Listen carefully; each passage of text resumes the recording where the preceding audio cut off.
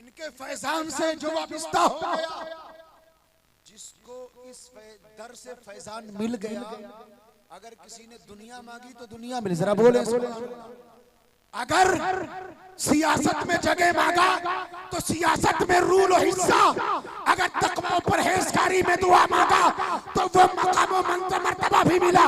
अगर किसी ने इज्जत और चाह मांगी तो वो भी मिला। अब अगर तुम नमाजी बनने का अगर तुम इरादा करो और उनकी बारगाह से दुआ मांगो तो अगर किसी को चाबी मिल सकती है हुकूमत की, तो आपको जन्नत की चाबी जरूर मिल सकती है, मस्जिदों की चाबी जरूर मिल सकती है, नमाजी बनने का परवाना जरूर मिल सकता है। आप अगर नमाज पढ़ने का इरादा करें और अगर शैतान बहकाए तो कहीं ना जाएं, मस्जिद के रास्ते से हट जाएं, बाबा मिल्लत के गुंबद का नजारा कर ले, आपका रुख उधर होगा। कब आप मस्जिद में आ जाएंगे आपको एहसास। और अगर यकीन ना हो तो जब अजान हो और दिल ये चाहे कि लाओ अजान हो रही कहीं छुप जाऊं, तो कहीं छुपना मत। छुपने के लिए बाबा मिल्लत के दरबार पर चले या यहीं से उनके गुंबद को देख लेना। अगर नमाज की चाशनी दिल में पैदा न हो गई ना, अकरम अशरफी तकरीर करना बंद कर देगा। इसलिए कि बुजुर्गों के आस्थाने पर तजल्लियों अनवार की वो बारिशें होती रहती है कि जब मखलूक को जरूरत पड़ती है जाहिरी बारिश की तो जाहिरी बरसात भी होता है, और जब जरूरत पड़ती है रहमत के बरसात की तो रहमत की बरसात। और अगर इसका अंदाजा आप न लगा सके तो ये समझे कि जो आपके गांव का कब्रिस्तान है ना, जाकर पूछो उनकी रूहानियत से, पूछो उनके कब्रों से, कब्रों में लेटे भी मुर्दों बताओ तुम्हें किस चीज की कमी महसूस हो रही है। वो बताएंगे कि मियां हमने जिंदगी पाकर क्या पाया और क्या खोया। अरे अगर कोई मदीने का आशिक होता है तो मरने के बाद अल्लाह रब्बुल इज्जत भले उसके घर के लोग हिंदुस्तान के कब्रिस्तान में दफन करते हो, लेकिन अल्लाह रब्बुल इज्जत उसे जन्नतुल बकी में और जन्नतुल मुअल्ला में जगह नसीब फरमा देता है। तो अगर मरने वाला मरेगा लक्ष्मी नगर के कब्रिस्तान में दफन होगा, लेकिन उसकी रूह अगर वो समासी होगा तो उसकी रूहानियत को अल्लाह रब्बुल इज्जत वो मर्तबा अता करेगा कि जहां जहां बाबाए मिल्लत होंगे वहां वहां उनका गुलाम। और ये सिलसिला दुनिया से लेके मैदाने कयामत से गुजरकर जन्नत नशीन तक पहुंचेगा। जरा बोले सुभान अल्लाह। तो क्या ही बेहतर हो हम दुनिया में भी इनके गुलाम रहें, आखिरत में भी इनके गुलाम। जरा बोले सुभान अल्लाह। अच्छा ये बताएं, आपने बॉर्डर पे देखा है, आप ही जैसे चलते फिरते खाते पीते हुए कुछ इंसान रहते हैं जिनको देखकर हम आप सहम जाते हैं, अटेंशन हो जाते हैं कि इनके किनारे से गुजरना तो होशियारी से गुजरना। क्यों? क्या उनके जिस्म में कांटे लगे हैं? नहीं, उनके जिस्म पर एक खास किस्म की वर्दी लगी। हुकूमत नेपाल, हुकूमत हिंदुस्तान का एक ठप्पा उनके सीने में लगा होता है, उनके लिबास में जड़ा होता है, जिससे ये पता चलता है कि ये हुकूमत का करिंदा, हुकूमत का गुलाम है। तो अगर बोले सुभान और जोर से जरा बोले सुभान, अगर दुनियावी हुकूमत का ठप्पा दुनिया के गुलामों के गर्दन में टांगा जा सकता है, तो जो रूहानियत का बादशाह है तो रूहानियत के बादशाह के गुलामों के गर्दन में एक पट्टा होना चाहिए। वो पट्टा ये बताएगा कि ये इंसान जो चल रहा है ये मुस्तफा का वफादार है, ये मुस्तफा का खद्दार है। अगर बाबा मिल्लत की गुलामी का पट्टा इसके गर्दन में होगा तो मुस्तफा का वफादार है, अगर नफरतों का पट्टा होगा तो समझ लेना मुस्तफा का खद्दार। फैसला आपके हक में है, आपको कौन सा पट्टा पसंद है? जरा बोले सुभान अल्लाह। ये हिंदुस्तान और नेपाल का पट्टा नहीं है।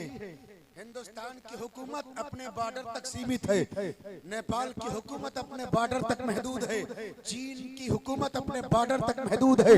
ये वो राजा और महाराजा है जिन्हें किसी बॉर्डर की जरूरत नहीं पड़ती, जिन्हें किसी हद और सरहद की जरूरत नहीं पड़ती। इनका फैजान जैसे नेपाल के बाशिंदों पर बरसता है, ऐसे हिंदुस्तान के बाशिंदों पर।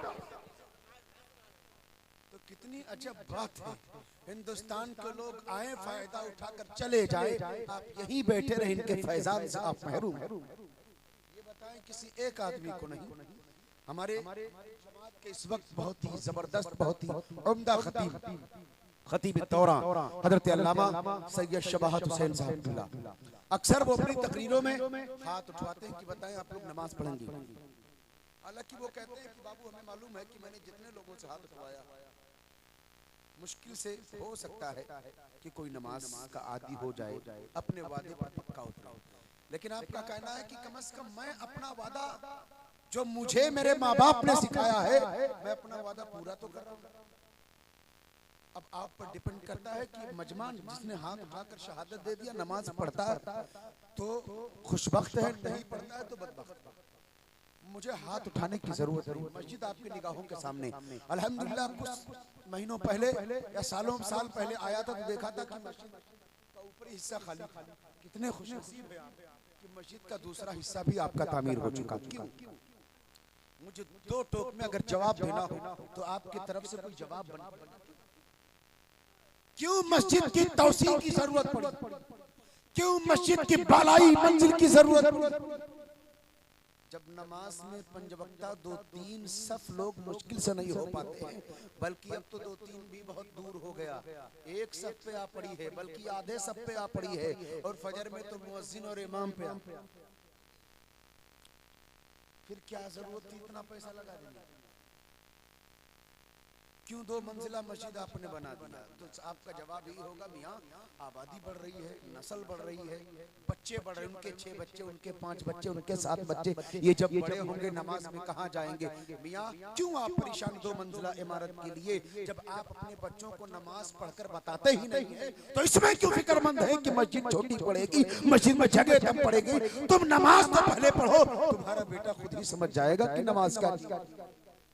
अगर नहीं पढ़ते हो फिर 2 मंजिला मस्जिद बनाने से पहले कम से कम एक बार सोच लिया। मैं सिर्फ मोहम्मद अली बल्कि इसमें जितने मोहम्मद और अली के गुलाम बैठे, मैं सबके लिए दुआएं करता हूं कि अल्लाह रब्बुल इज्जत हम सबको 5 वक्त नमाज पढ़ने का आदी। अच्छा, कुछ लोग आमीन भी बड़ी अदा से कहते हैं, ऐसी अदाओं से कहते हैं कि फरिश्ते सिर्फ सुन पाते होंगे, बगल का इंसान शायद सुन पाए क्या ना सुन पाए, क्या ऐसा ना कह दे कि आपने भी आमीन कहा था। आमीन बोलिए इसलिए कि ये वो महफिल है जहाँ रहमत के फरिश्ते भी आपके इर्द गिर्द बैठे होते हैं, आपकी एक एक हरकत को नोट करते रहते हैं। रब की बारगाह में ले जाकर वो रजिस्टर पढ़ पढ़ कर सुनाते हैं तो रब बहुत खुश होता है, फरमाता है मेरे फरिश्तों, मेरे बंदों को तुमने किस हाल में पाया था? तो फरिश्ता कहता है मालिको मौला, मैं इस हाल में पाया था कि तेरा एक बंदा तेरा नाम पढ़ रहा था और तेरे ये तमाम बंदे मोहब्बत से तेरा नाम सुन रहे थे। जरा बोले सुभान अल्लाह। कितना बेहतर होता कि मस्जिद के दरवाजे पर जब रब का मुनादी निदा करता हुआ आता है, ए आबादी में सोए हुए लोगों उठो, अजान होने वाली है, और अजान होने से पहले से लेकर नमाज का वक्त खत्म हो जाने तक अल्लाह के फरिश्तादा फरिश्ते मस्जिद के दरवाजे पर खड़े होते हैं, इंतजार करते हैं। कितनी अजब बात है, आपको नमाजी बनाने के लिए फरिश्ता आसमान छोड़कर आता है। हम कितने बदनसीब हैं कि अपना मकान छोड़कर नहीं आते।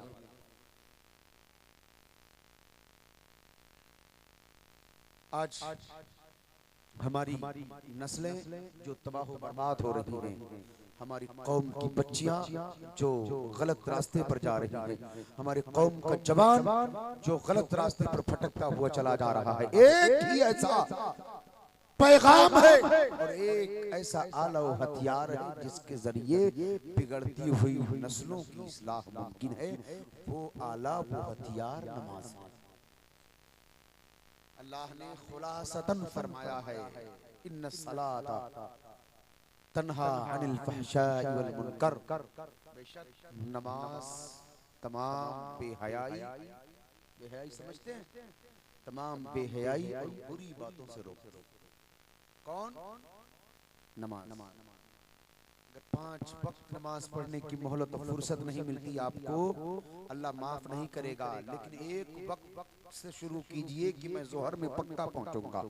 जोहर से आप शुरू कर दीजिए। आज जोहर पढ़ेंगे, कल दिल जरूर चाहेगा कि मैं जोहर असर भी पढ़ूं। फिर एक दिन ऐसा आएगा कि दिल में तड़प पैदा होगी कि मैं मगरिब भी पढ़ूं। फिर एक दिन ऐसा आएगा दिल में चाहत पैदा होगी, या अल्लाह मैं ईशा भी पढ़ना चाहता हूं। फिर एक दिन जरूर आएगा कि आपकी जो है आंखें इंतजार करेंगे कि फजर का वक्त हो जाए, मैं फजर का नमाज भी पढ़ना चाहता हूं। जब तक शुरू नहीं करोगे उस वक्त तक मुकम्मल नहीं कर पाओगे। मुकम्मल करने के लिए, मुकम्मल नमाजी बनने के लिए पहले शुरू और इब्तिदा की जरूरत। अच्छा, कल कौन सा दिन है भाई? कल बुध का दिन है। इसमें कुछ लोग अगर हाथ उठाकर कह दें कि मौलाना मैं इंशाअल्लाह कल जोहर की